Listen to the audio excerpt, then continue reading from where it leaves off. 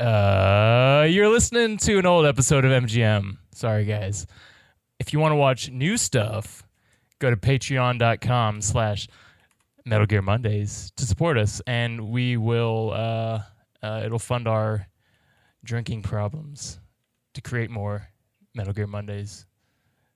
And the cycle continues. This week on Metal Gear Mondays, Alessio explains Metal Gear to somebody who's never played any of the games.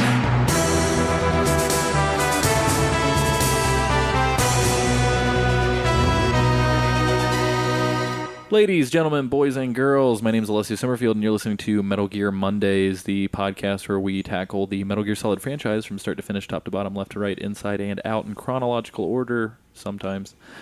As always, I'm your host, Alessio Summerfield, and this week I am joined by... James Reichmuth, long-time listener, first-time guest. So, guys, I know last week we mentioned that there wouldn't be an episode this week so that we could take a break for everybody to finish playing Metal Gear 1. However, I talked old James into sitting down with me and recording just something bonus to give you guys for this week. That way we're not missing an entire week of show. So enjoy this gift from us to you. What's up, James? How are you doing? Pretty good, man. It's can I just say, it's an honor to be here. You're always here because we're in the studio that we both work in. For those of you at home who do not know, so James and myself both co-own and co-manage a production company in St. Louis called Forever an Astronaut, and James is on the Geek Time podcast with Sam every week on Friday. For the most part, he was not on the most recent episode as of this recording. And yeah, James is just kind of a general game-loving dude. I do love games a lot. However, he does not love the Metal Gear Solid games, nor does he hate them because he has no experience with them. James, have you ever played a Metal Gear Solid game? I played... Xbox put out free Ground Zeroes, and I played like an hour of it, and then got angry and stopped. Why did you get angry? Well, you know, it was hard, and I didn't have patience for it. I think it ended up being like I just couldn't figure out what the fuck I was doing. Like, I was so directionless and like lost. I was just like, all right, I'm out. Bye. Yeah, I think to some extent Sam has actually been that way on all of the other games in the series until 3, which forced him to be patient and get over his, desire to kind of rush through everything. Yeah, well, it's weird too because like the way that I play most games is I try to go like very methodically and like stealthily, I would say. But then I inevitably fuck it up and everybody notices me and I have to scream barrel past everything. That's awesome. Yeah, it's interesting because some of the previous Metal Gears, you could kind of just like when you're seen die. I guess you could do that in 5 as well, but I feel like 5 is a little bit more nerve-wracking because of the open world nature. Prior to playing Ground Zeroes, had you played or seen any of the other games in the series? I think I watched a cutscene in one once where, like, you left the game on for like 30 hours and the last boss just died or something. I don't know. Well, James, the main reason why I wanted to do this is because I thought it would be fun to field some questions from somebody who knows nothing about the series. It's brave of you. Yeah, let's turn it into a Q&A, man. Go for it. What do you got? So why is that military-looking woman not allowed to wear clothes? Which one? Any of them? I guess. I was thinking of the one that's like in the 5th one. Clover, is that her name? Quiet? Yeah. Clover. So, spoiler alert for anybody who has not played 5, you should probably stop listening for the next few minutes. So Quiet, much like the fella that you were talking about who if you change your game clock or whatever, he dies. Yeah. So they're somewhat related. Okay. Not biologically, but kind of like same stuff. Their skin photosynthesizes. Excuse me? Yeah, so they can't wear clothes so let's talk about it for a second. Yeah, so, let's. So the End, the old man in question in Metal Gear Solid 3. Wait, his name is the End? Yeah, his name is the End. His parents are assholes. Well, that's his code name. Allegedly. So he is dressed from top to bottom. Right. He's wearing clothes. Totally is. However, the games narrative claims that Quiet can't wear clothes Yeah, what's or that else about? she'll suffocate. Yeah. Feels a little... Convenient. Yeah. Yeah. One is particularly weird because Kojima was catching a lot of flack for presentation of women in games. Mm-hmm. And he was like, oh, no. It'll be worth it in the end when you know the story behind it. Right. But it's not. It's stupid as fuck. So I don't really understand. Because in trying to explain it to you, I just realized that the end is literally dressed from head to toe like a normal human Right. being. He's like in army fatigues. Yeah. Right? Yeah. Why can't she be? Right. Why can't she be? Well, so in the beginning of the game, she does start out in army fatigues. Mm-hmm. And then later when you meet her again, she's dressed the way that you see her in all the promotional art. Right. What's particularly weird, too, is that as you play through more of 5, you unlock outfits for her. Okay. And one of them can, again, be, like, actual battle fatigues. So I don't really understand why the swimsuit outfit wasn't the unlock as opposed to the So- regular outfit. So it seems like they designed the character and then they were like, well, we need a way to explain why. So, okay, but so, like, why had it already been established that the end dude was a photosynthesis dude? Yeah, it's in Metal Gear Solid 3. Like, that's his whole shtick, is that, like, he's old as fuck and is an amazing sniper because he can effectively talk and communicate to nature and kind of receives his life force from the sun. What the fuck? Who's writing this? What does that mean? So, and I will say this too, how the fuck does Metal Gear come off to somebody who's not in the know? Because it's one of those weird things where it's like, it's presented as like a hyper-realistic military stealth experience. Yeah. But I'm sure you've been catching wind of all the like weird shit tied into it. Right, well, and that's what's like always been intriguing about it to me is because like looking at it from the outside, I've always been like, okay, it's like military, like shooter stealth game, like great. But then like I hear y'all talk about it, and like some weird shit seems to be consistently happening. Like you got photosynthesis dudes, you got like fucking. There's so many snakes. There's like a solid snake. Is there a liquid snake? Is there a gas snake? Like what's? No, there's a solid, liquid, and solidus snake. Those Why are didn't the they only just go three with snakes. gas? Like. I don't know. Well, and those are code names too. Well, sure, but gas snake could be like a fat snake that like has a desk job instead of like field duty. Oh man. So yeah, it seems What like other- there's like a lot of like supernatural stuff to it. Maybe. Yeah, shit gets weird. Yeah, Yeah. but it's not. It's all like, and I might be wrong. I don't know. It's like man-made supernatural-esque stuff. It's not like fucking like magic and shit. So early on in the series, there is no explanation for some of the crazy kind of supernatural things that happen. Okay. Which I kind of prefer the ambiguity. Mm-hmm. But as of, and we're actually getting into it soon, ever since Metal Gear Solid 4 onward, the running joke is that Metal Gear Solid 4 explains most of things with the explanation that it's nanomachines. Oh yeah. So that's kind of Okay. that's like the meme joke about Metal Gear. It's like, oh, crazy batshit thing happened that we can't explain. Yeah. It's nanomachines. Is Metal Gear the reason that people in general are so afraid of nanomachines? I don't know, maybe. Has it permeated our culture? I don't know, it might. It's interesting. Okay, so it's nanomachines. Is that why they can photosynthesize and communicate with nature and shit? I believe that so Metal Gear Solid 5 takes place in 1984? 1983? You serious? 1984? Yeah. So I think the explanation is that the parasite so they claim it's a parasite like Right. that was A created. hyper cool parasite. Yeah. Yeah. This Joe Cool parasite. Yeah. I think kind of the in-game explanation is that it's that inspires the technology to create the nanomachines. Does that make sense? Interesting. Yeah. Okay. So Metal Gear Solid 1 takes place in, I should have had notes. So the game came out in 98. Yeah. But I think the game's supposed to take place in like 2001, 2002. Okay. And then Metal Gear Solid 2 takes place in 2009, I Mhm. think, or 2006 and 2009. And then Metal Gear Solid 3 takes place in 1964. Right. And then Metal Gear Solid 4 takes place in like 2020 or something. Okay. And then 5 takes place in 1979 and then 1984. Okay. Yeah, 1978 and then 1984. Right. Yeah.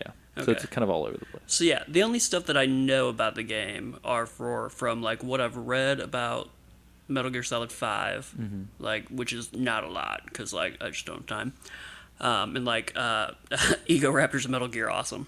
Like that's my primary source of knowledge about the Metal Gear series is straight from that.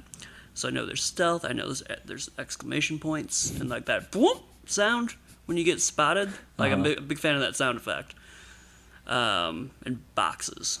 Yes. Boxes are a big thing. Yes. Actually, boxes were almost not in Metal Gear Solid 5. How could they get rid of the mascot of the series? I don't know. Pretty messed up. Yeah, apparently a lot of fans being pissed off is why there are boxes back in Metal Gear Solid 5. There's also a horse that shits. Yeah, it's pretty wonderful. Yeah. And a lot of Assassin's Creed jokes. Yeah. Why? Is there like a rivalry with? I don't know. Maybe, I guess, because they're both kind of stealthy Yeah. in open world. I wouldn't consider Assassin's Creed to be stealthy anymore. Yeah, it's true. It's I like think the last one I played was Brotherhood. no, was it Revelations? Where Revelations, it like yeah. ties up the story or whatever. Yeah. Yeah, that was the last one I played. I remember that one being kind of stealthy. Yeah, that one was kind of stealthy, and then like Assassin's Creed 3, and then like moving on, it just like got like very like action, running and like stabbing. Nice. Like it's harder to play it stealthily, but you Well, I know. mean, Metal Gear is pretty hard to play stealthy too. Is it? Yeah, most people just kind of run and gun through it. But that's not the way you're supposed to play it. No. Right, you're supposed to play it stealthily. Yeah, You're technically, you're like a covert ops dude, right? yeah, technically the way that you're supposed to play it is you're not supposed to kill anybody. Okay, is that possible? Yeah, that's how you get like the best ranking in the game is No to like shit. not kill anybody. And, well, I mean, obviously you have to fight bosses and they have to die for plot reasons, Right. but I don't think those count towards your like kill rating. Is Solid Snake immortal? Solid Snake's a clone. What? Did you know that? No, I don't. I'm like afraid to say things because I don't like. Am I going to spoil things for like listeners if I talk about? We're almost we've talked about Metal Gear Solid 1, 2, and 3 Okay. and a lot of the side games. Okay.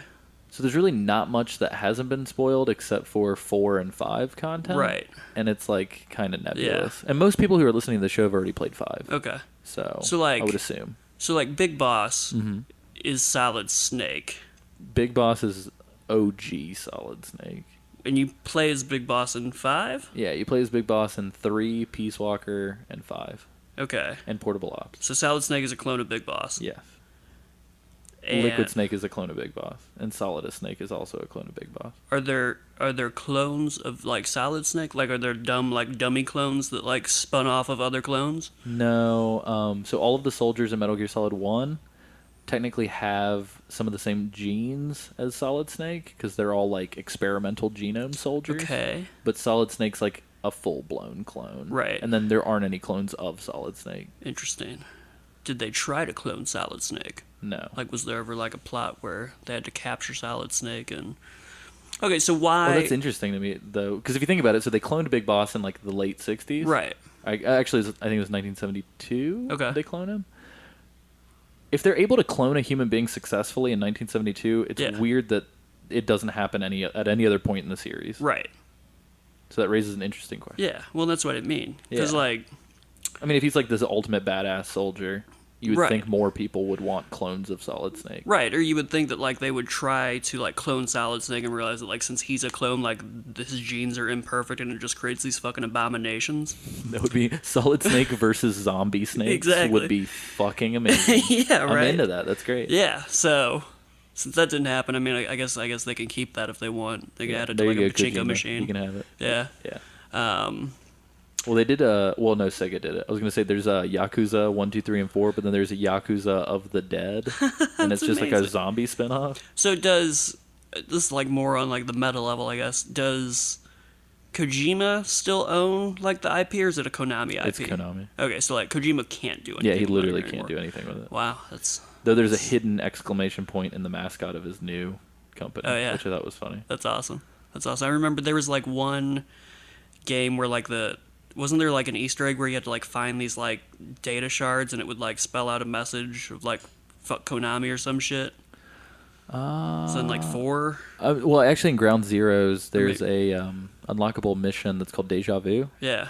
And you go around kind of recreating scenes from older games using the environment. Okay. And you can find little hidden logos Yeah. of all the games. Yeah. And if you look at them and you call Miller and talk to him, if it's a non-Kojima directed game, he'll say, oh, that doesn't count, or like he'll say like, oh, that was garbage, or something like ridiculous. But then if you find the logos for the games that Kojima directed, and this is curious, 'cause Yeah. this is like 2 years before Kojima left Konami.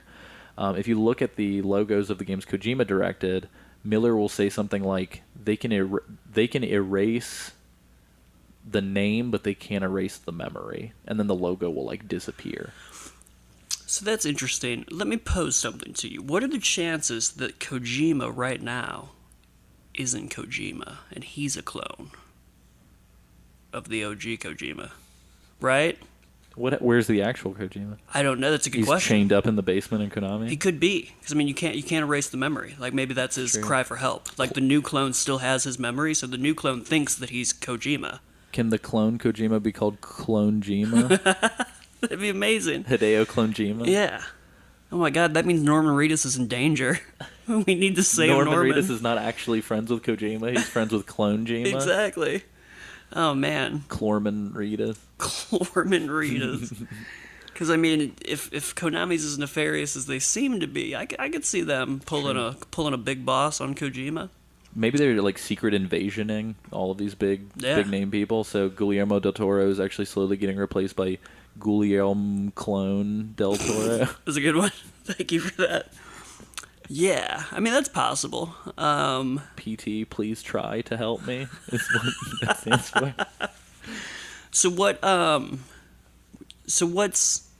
like Metal Gear, like that's a thing, like it's a robot or something, Yeah, right? it's the big ass like robot thing. Right, and then like the Solid part is in reference to Solid Snake. Yeah, so originally it was just called Metal Gear. Right. There's 2 games called Metal Gear 1 and Metal Gear 2. Yeah. And then when it came out on the PlayStation, it had been like over a decade, Okay. like since there was another Metal Gear game, Right. and it was called Metal Gear Solid. Okay. And the explanation internally is that Hideo Kojima was like, it was entering 3D, and we were like creating solid objects. Right. So it's like both. It's like Solid Snake Yeah. and a play off of like entering 3D. Are the first 2 games like isometric top-down games? Okay. And they were they were released on the MSX, which is a Microsoft system that was only in Japan. Yeah. So the MSX and the MSX2 got Metal Gear 2. And then in America, we got Metal Gear for the NES, but it's a very different version of that game. So Interesting. the plot is completely different. Yeah. Huh. And then there was a game that came out just in the United States and Europe called Snake's Revenge, Okay. which was a sequel, quote unquote, to Metal Gear. Right. That's not canon, and it Okay. plays like a Contra game. It's Oh, like a no shit. top-down shooter. Okay. It's weird. That is very strange. Yeah, and a different team made it. Sure. So let me pose this to you. So James, you're 21, is that right? Yeah. So Hideo Kojima, primarily by himself and with a small team of people, made Metal Gear 1 when he was 21 years old. No shit. So How does that so make you're you- saying how does that make I'm you feel? falling behind is what you're getting at. Step it up, dude. Man, You're gonna die. I always hate that because like I always see like I get mad when I see like famous musicians that are like 18 and I'm like, could have been me. Except I'm not talented, so it couldn't have been. It's just practice, man. Practice more. Yeah, exactly. Painters didn't wake up knowing how to paint; they just true. painted a lot. That's true. Yeah, that's a Macklemore quote. You can keep that one. God damn it. I will say, so between Metal Gear 1 and Metal Gear 2, apparently Kojima so he worked on a bunch of bullshit games at Konami before, and then they Sure. said, hey, do you want to take over? And so the whole idea was they wanted to make a crazy action-packed shoot-'em-up on the MSX. Okay. And for whatever reason, due to hardware limitations, they just couldn't make it happen. So they kind of like abandoned the project. But they were like, hey, Kojima, do you want to do this? And Kojima was like, well, since we can't, due to hardware limitations, do like a shoot-'em-up, action-y, like run-and-gun game. Right. Because every time you change screens, it would like refresh everything. Okay. Kojima was like, why don't we just make like a hide-and-seek game? Mm-hmm. And I think that technically Metal Gear was like the first stealth action game Really? ever. Yeah. And Kojima's has always talks about how he's a pacifist and like very anti-military. Sure. So he wanted to make a game where you didn't actually have to engage in combat. Right. And so he made this like hide and seek game. But anyway, after the game came out, I don't think he was doing anything for like 2 or 3 years. And apparently some guy from Konami on a train saw course. Kojima and said, hey, are you ever going to make a second game? I love Metal Gear 1. Oh my God. And apparently Kojima decided to start writing the plot for Metal Gear 2 on a napkin on the train that night. Wow. Did it have to be on a train because people at Konami aren't allowed to talk to one another at work? Probably. Well, so is it like a like 5, like the newest one? Is it still? Can you still go through it without killing anybody? Yeah, technically. So you can get well, in a cutscene, somebody does literally get like fucking shotgun to pieces. Sure. So probably not. But Sure. technically, you the player Yeah. can get through the whole game just like putting people to sleep instead of killing Okay. people. And does that still like contribute to like a better ranking? Yeah. Okay. Like you get bonus points for not killing people. It's interesting because it seems like mechanics that like people want to like hold on to like that end up getting phased out the further we get, just because like people want to kill things. I don't know. Because I agree with like on the Kojima route. Like I like to play games as a pacifist too. Like whenever I'm doing like any sort of like RPG or anything like that, like I always like try to up my charisma because I want to talk my way out of everything. And like in stealth games, I try to avoid people. Like playing Dishonored, I tried to like do the whole like ghost thing right away, where like nobody even sees you. So I totally get that. That's pretty cool. It's fun. Seems like a weird fucking universe that he built, though.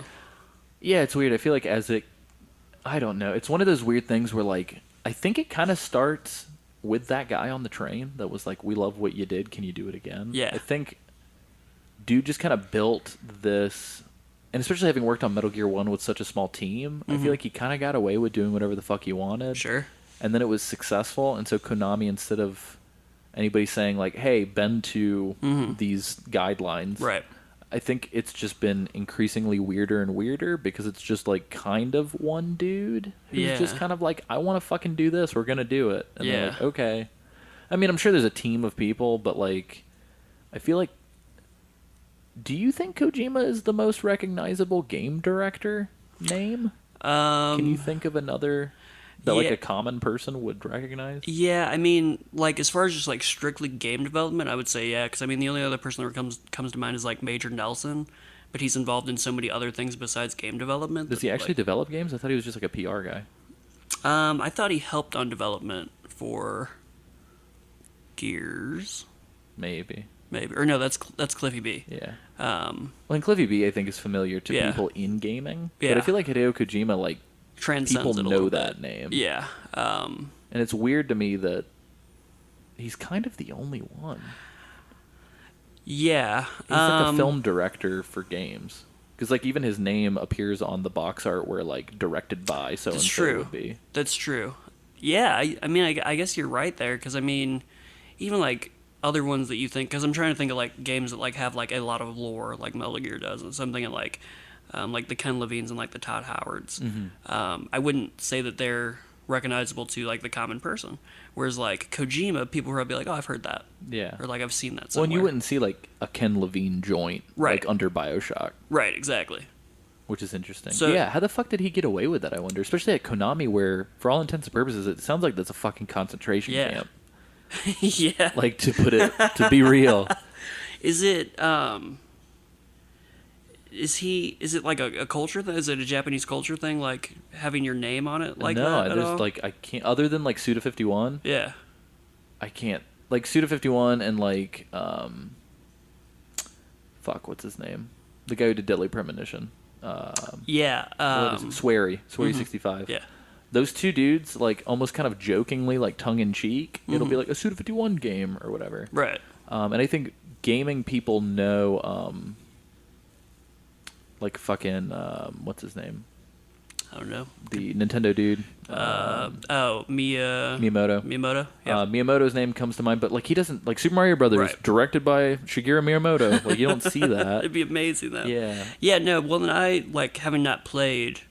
Or even, like, Any- Hironobu Sakaguchi, the guy who did Final Fantasy. Yeah. Like, his name's not on any... Like, it was on the Blue Right. Dragon box art, but it says Right. from the makers of Final Fantasy. Yeah, that's super strange because I mean, and even looking at like Metal Gear, like I've always thought it seemed like cinema, and I think that was honestly the reason that I was never like I should go play that game because I always kind of felt like it wasn't a game and it was a piece of like artistic cinema.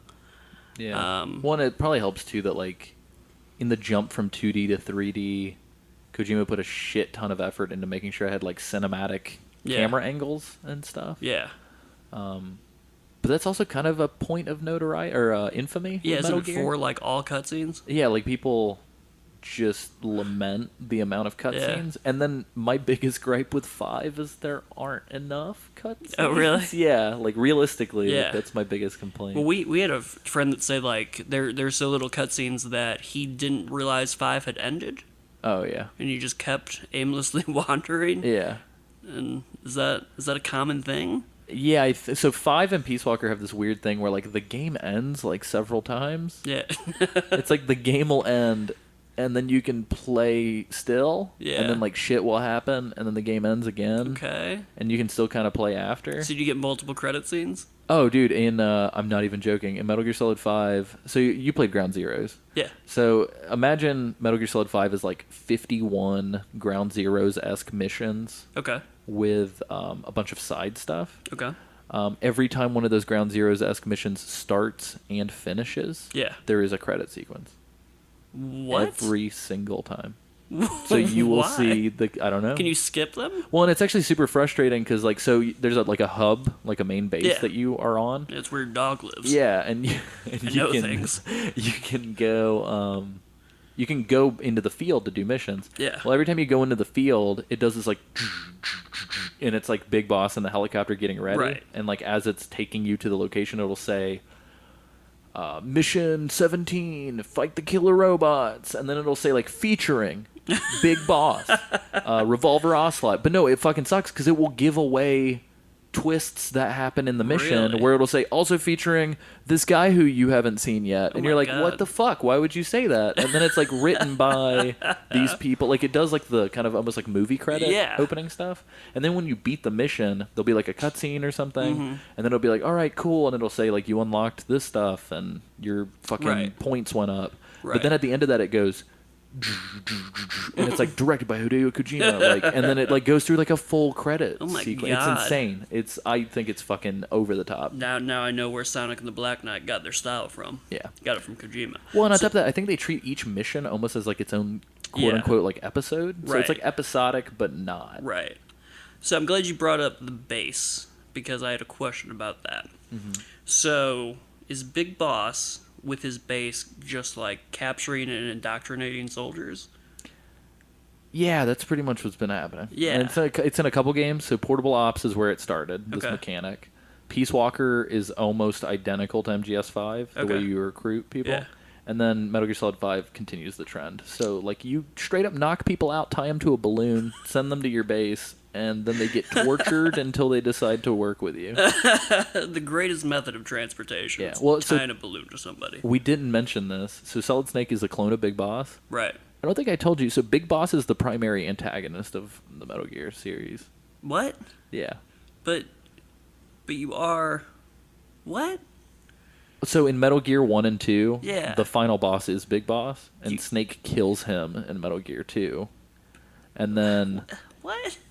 and then like in every game after that, it's usually something to do with Big Boss is what the problem is. Huh. So it's almost like you play as Darth Vader for half of the games, and Yeah. then Luke Skywalker for the other half. That's amazing. It's weird. So I mean, So like we're playing as him becoming the bad guy, if that right. makes sense. So he doesn't start out as a bad guy. No. Okay. But so is it like ends justify the means type of like transition to bad guy, or does he just like get corrupt? It's up to you to decide, James. Is that right? Yeah. Wow. We have time for one more question. What question you got for me, James? Oh man, you put me on the spot with that. The ultimate question. What? This is hard. Yeah, one more. Um, Or it could be two quick ones. what is the purpose of what's like the ultimate purpose of like all the nanotechnology? Like, is somebody trying to like corrupt the world with it? That's actually a really good transition into our season 4 or episode or Metal Gear Solid 4 season. Yeah, I got you. So essentially Metal Gear Solid 2 is a prequel to 4. 4 is like a direct sequel to 2. 2 sets the stage for like information control being like the biggest, baddest thing Sure. you can do. Right. And then 4 is all about how information control can essentially drive somebody to take over the world. Okay. So nanomachines become like a resource in that information Right. control. Okay. So yeah, they are kind of part of Right. the big conspiracy. Right. So really, Metal Gear is just like laying out the groundwork for our actual world and the Yeah. things that we're afraid of. So Deus Ex and Metal Gear Yeah. are both kind of like up their own asses the same amount when it comes Right. to conspiracy stuff. Right. So if you dig that kind of like tongue-in-cheek, oh, this conspiracy is actually what's really happening Yeah. kind of writing, then both of those games are kind of in the same vein. You're making me really want to go check out this Metal Gear thing. It's good. It doesn't have the RPG elements that Deus Ex has, but Sure. it's fun. But still, I mean, I like the gameplay mechanics. So like, I enjoyed Ground Zeroes a lot. I just got mad at it. Nice. James, you got any final words before we shut it down? Thank you for having me, and people can direct their hate mail to St. Louis, Missouri. I live inside the Arch, so hit me up there. Very nice. Yeah, so that's been the show. If you enjoy it, you can check out other shows like it at geekti.me or search Geek Time Network. In iTunes. We're also on soundcloud.com/the Geek Time Network, or /Geek Time Network. We're on Twitter, Facebook, and YouTube, all is Geek Time Network. You can check me out on Twitter at AC Summerfield. James, where can people hit you? You can check me out on Twitter at James Reichmuth. How do you spell Reichmuth? That's Reichmuth. Very nice. My name is Alessio, and you can check me out at Alessio at geekti.me if you want to send me emails. We are still accepting responses for Portable Ops or the original Metal Gear 1, Metal Gear 2, or Snake's Revenge. Next week I will have Isaac, Sam, and Cameron and myself, and we'll all be talking about Metal Gear 1 for the MSX, specifically the HD port that was included with Metal Gear Solid 3 in the HD collection. Anyway, that's pretty much been our show. James, would you like the honor? This is the first time you've been on Metal Gear Mondays. Yeah, would you like the honor? We typically close the show Okay. by reminding the listeners Yeah. that it's just a thing. It's a quote. It's a quote from it's- the original Metal Gear. It's just a box. It is just a box. Thank you, James. I appreciate that. Have a good night. Just a box.